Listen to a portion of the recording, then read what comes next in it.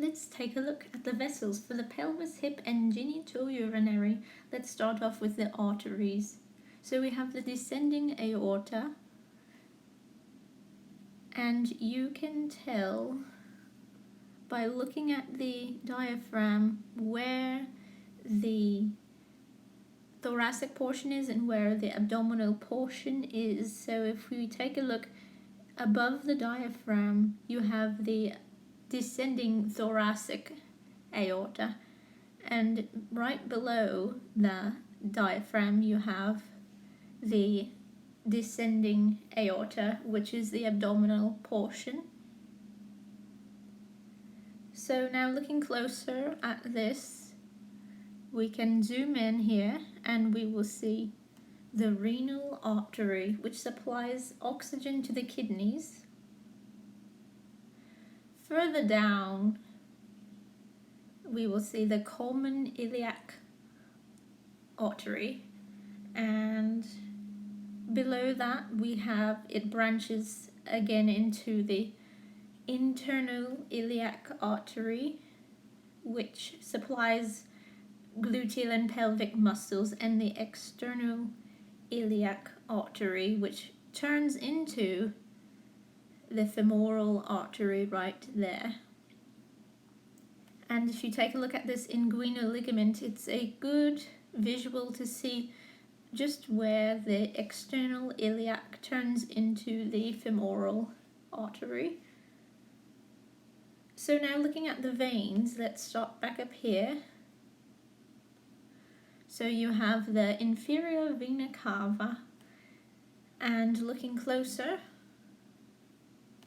at the very top, the more superior portion of it, we look at the branch, and there's the hepatic vein. So this transports oxygen depleted blood to the liver. Now looking more inferiorly to that, we see the renal vein, which drains to the kidneys. Now we will take a look at where the inferior vena cava leads into.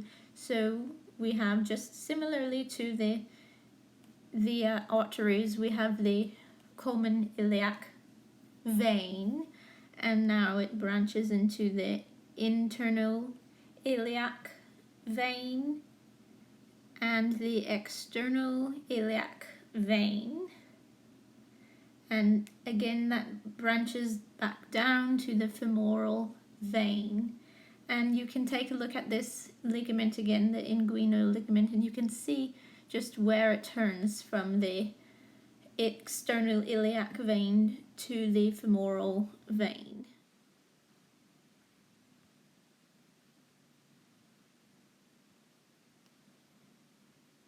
Anterior tibial artery.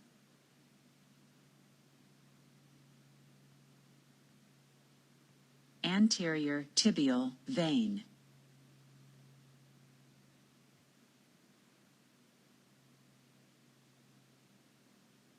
Dorsalis pedis artery.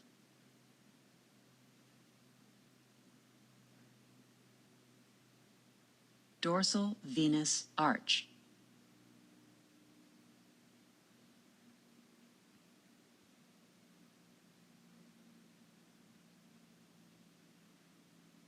Femoral artery.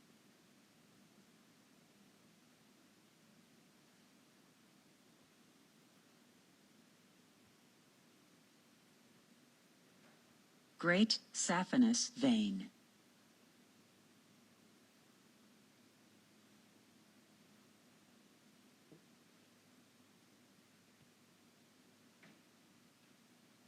Small saphenous vein.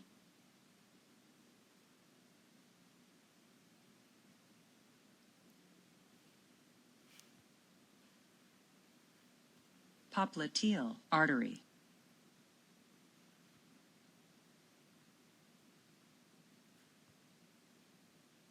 Posterior tibial artery. Posterior tibial vein.